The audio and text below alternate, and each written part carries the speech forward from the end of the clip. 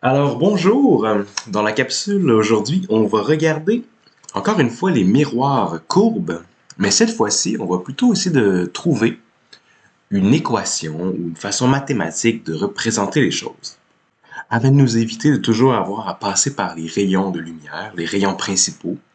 On va essayer de voir qu'est-ce qui se cache derrière tout ça. Qu'est-ce qu'on peut dire en termes de équation mathématique. Donc on va essayer de trouver une équation qui représente le comportement de la lumière pour les miroirs courbes. Et donc, ce qui se passe, on va repartir des rayons principaux.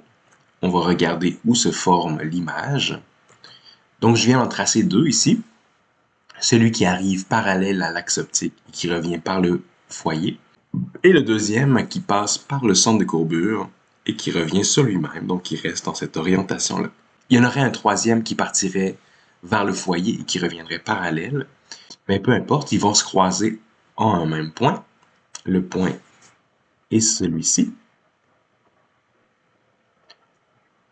Donc, je trace mon image et finalement, je n'aurai plus besoin de mes rayons. Je vais regarder à partir de maintenant, qu'est-ce que je peux dire là-dessus. Donc, j'ai un objet, la grande flèche en vert vers le haut, et j'ai une image, celle inversée, en vert un peu plus pâle. Donc, on pourrait définir la hauteur de l'objet et vous allez voir, on va retrouver les grandeurs physiques qu'on avait utilisées pour la chambre noire. Donc, ça va être sensiblement les mêmes choses. Il y a la hauteur de l'objet, donc l'objet qu'on regarde à travers le miroir, et sa distance jusqu'au miroir. Donc, on a h0 qui est la hauteur de l'objet. D0, c'est la distance entre l'objet et le miroir.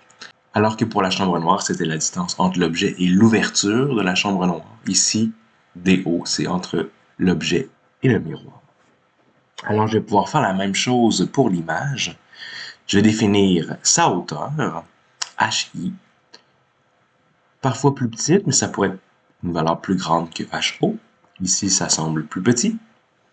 Et DI, qui va être ici.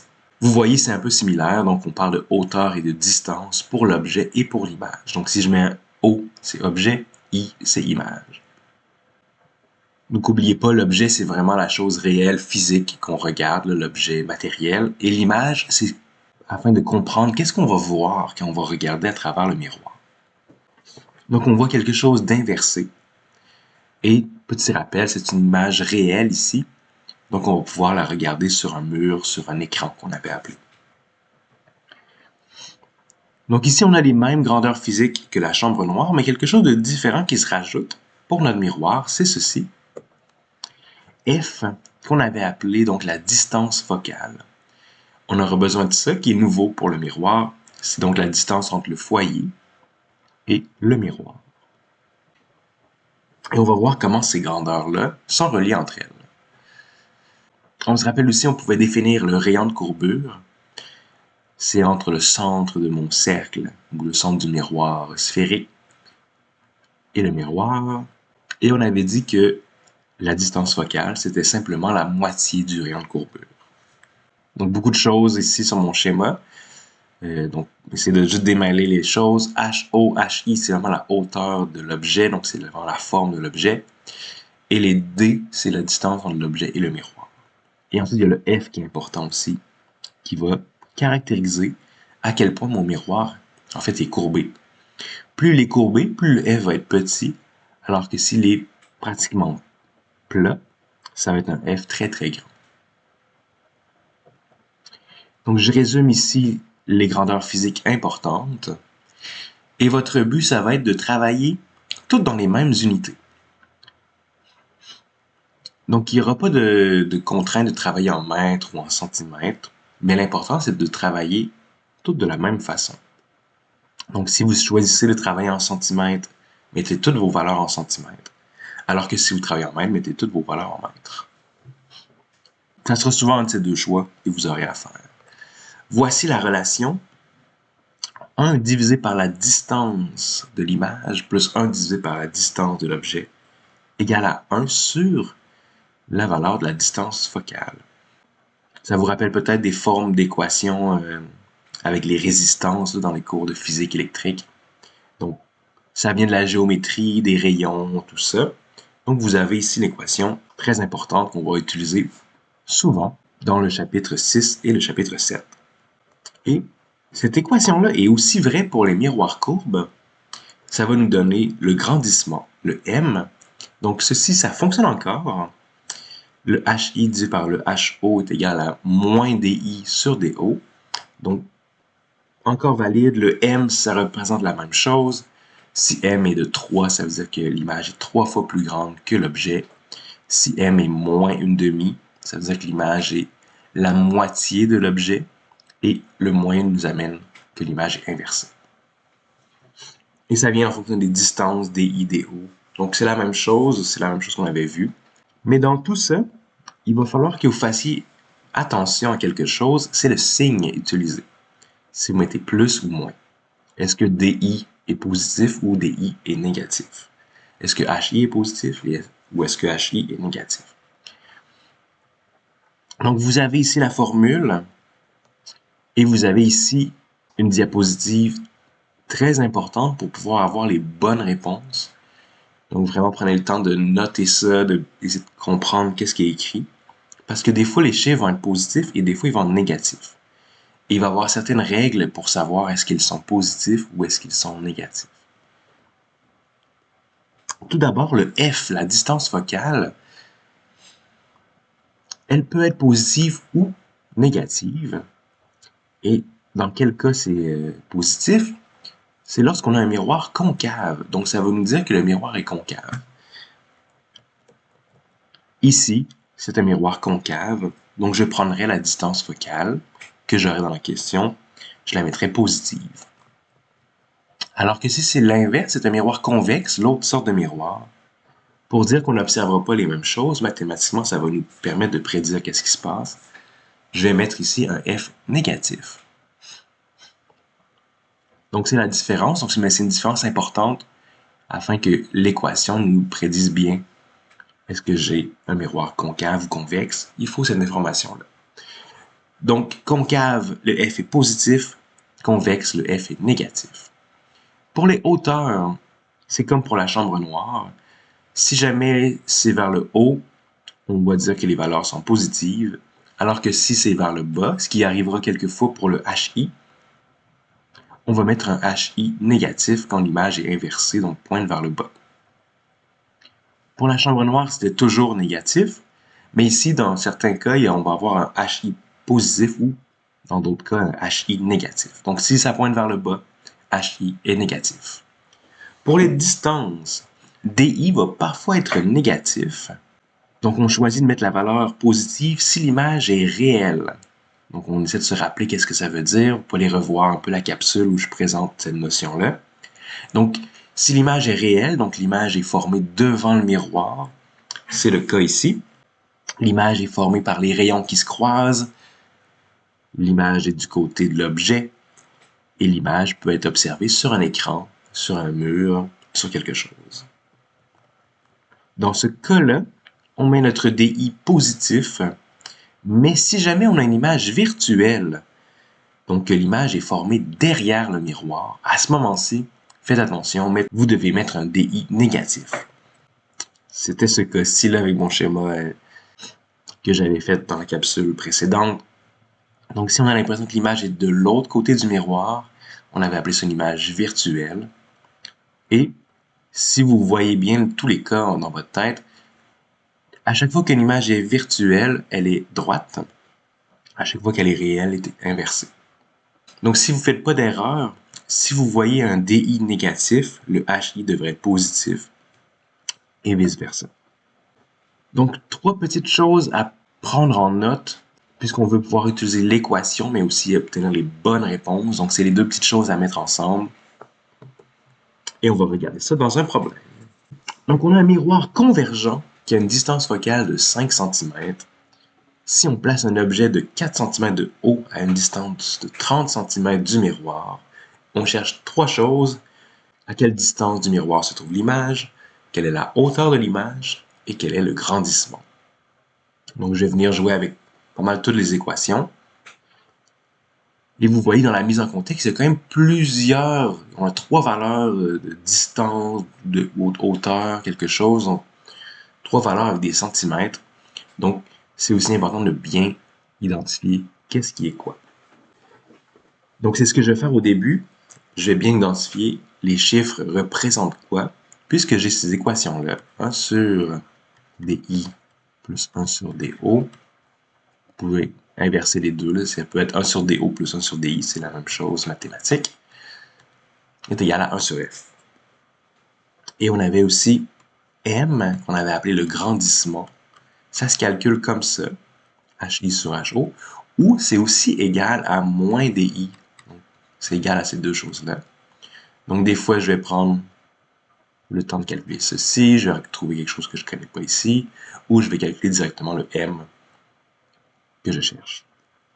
C'est les deux équations importantes pour nous. Donc, on va commencer. La distance focale, on l'a, c'est 5 cm. Donc, c'est la valeur de F. Et ce que vous devez vous poser comme question directement à ce moment-ci, c'est qu'est-ce que je suis au courant, quel type de miroir j'ai. Convergent, un miroir qui fait converger la lumière, qui amène la lumière en rond-point, comme ça. Donc, je sais pas si mon image est claire, mais c'est un miroir concave. Convergent concave, divergent convexe. Voilà ce qui est important de faire. Peut-être que j'aurais mis déjà le bon signe, mais pas forcément. Donc, ça vaut la peine de vérifier, de s'assurer qu'on a bien un miroir concave. Donc, je le mets clair, ma distance focale est positive. C'était la première ici, phrase en haut. Miroir convergent ou miroir concave, F positif. Ensuite, qu'est-ce que j'ai? J'ai un objet de 4 cm de haut. Bien, ça, c'est la hauteur de mon objet. Ici, on n'a jamais la situation où ça peut être négatif. Je ne mettrai pas ça. Donc, c'est toujours la valeur positive. Et une distance de l'objet, donc on parle encore de l'objet, de 30 cm. Même chose, c'est les valeurs de l'image qui peuvent être des fois négatives. Donc, on a ces chiffres-là. Donc, on va voir ce qu'on trouve. 1 sur DI plus 1 sur DO est égal à 1 sur F. Je vais venir prendre cette équation-là. 1 sur DI, je ne sais pas c'est quoi, mais en A, le DI, c'est ce que j'aimerais savoir. La distance entre le miroir et l'image, c'est mon DI, la distance de l'image. Donc, j'aimerais ça l'avoir dans une de mes équations. Et le reste, 1 sur DO, c'est 30, est égal à 1 sur F, qui est 5. Et donc, on va essayer de voir mathématiquement. Vous voyez que c'est une forme un peu moins standard. 1 divisé, donc ça va être peut-être plus difficile à isoler. Donc, prenez le temps de bien suivre mon algèbre. Je veux mettre le DI d'un côté. Donc, ce que je peux faire, c'est mettre le 1 sur DI ici d'un côté. Donc, de l'autre côté, il y a 1 sur 5. Et j'amène le 1 sur 30 de l'autre côté de mon égal. Donc, il devient négatif. Donc, je fais ça pour avoir mes chiffres d'un côté et mon DI de l'autre côté. Malheureusement, je n'ai pas DI est égal à quelque chose. J'ai 1 sur DI. Mais je peux quand même faire le calcul. Ceci, vous pouvez le faire à la calculatrice. 1 sur 5 moins 1 sur 30. Ça fait 0,1666 périodique. Et finalement, vous savez donc que 1 divisé par DI est égal à ça. Donc, si vous voulez la valeur de DI, il reste une dernière opération à faire. C'est de DI, c'est 1 divisé par ce chiffre-là. Donc, si vous voulez inverser, prendre le DI au lieu de 1 sur DI, vous inversez aussi l'autre côté du égal. Donc, 1 sur 100. Ça va arriver souvent que vous avez la réponse de 1 divisé par la valeur que vous cherchez. Vous calculez le chiffre et à la fin, pour ramener, retrouver votre valeur, votre inconnu, vous faites 1 divisé par le chiffre que vous avez. Donc, vraiment faire attention ici. Dernière étape, pas l'oublier. Vous avez à faire ça. Et si vous faites ça à la calculatrice, ça vous donne un DI de 6 cm. Il est positif, donc c'est bien une image réelle. On a un miroir concave. Lui, des fois, il donne une image réelle, des fois une image virtuelle. Donc, dans ce cas-ci, on a la situation, on a une image réelle. Si jamais vous voyez mathématiquement le chiffre ici, au lieu d'être 30, aurait été 3, on aurait ici, avec cette soustraction, obtenu une valeur négative, donc un DI négatif. C'est la situation qui peut arriver dans les miroirs concaves. Sinon, on a la réponse du A, c'est ça ici. Et j'aurais pu demander est-ce que l'image est réelle ou virtuelle. Dans ce cas-là, vous regardez le signe. C'est positif, vous venez voir ici. Les valeurs sont positives lorsque l'image est réelle, donc l'image est bien réelle. Donc le B, on voulait savoir la hauteur de l'image. On cherche ça ici. Ça apparaît uniquement dans une équation, qui est celle-là. C'est égal à moins DI sur DO. C'est comme un petit produit croisé, mais il y a un moins ici à faire attention. Donc HI, c'est ce qu'on cherche. Si on le divise par HO qui était 4, le moins est là. DI, on a trouvé que c'était 6, divisé par DO qu'on avait dit 30. Donc HI, c'est moins 6 fois 4 divisé par 30. On a ici moins 0,8. Et si on a travaillé en centimètres, ça vous donne bien des centimètres. On a travaillé en centimètres pour nos 3, donc toutes nos réponses vont nous donner des centimètres. Mais c'est important de bien noter les choses, les unités avec lesquelles on travaille. Donc on a trouvé, qu'est-ce que ça nous dit? Donc 8 mm, l'image est, on va observer une image de 8 mm, et le négatif nous dit qu'elle est à l'envers. On est dans cette situation-là. On a un objet vers le haut de 4 cm. On retrouve donc une image plus petite de 8 mm. 2,8 cm ici. Et finalement, le C. Dernière chose, on veut le grandissement. Ça, il faut savoir qu'est-ce qu'on veut calculer. On veut calculer HI sur HO. Le grandissement, c'est le M ici. Donc, ça devrait aller rapidement. Le HI, on avait trouvé moins 0,8 juste avant. Et le HO, on savait c'est quoi? C'était le 4. Ça nous donne ce chiffre-là, moins 0,2. Attention, il n'y a pas d'unité sur le M.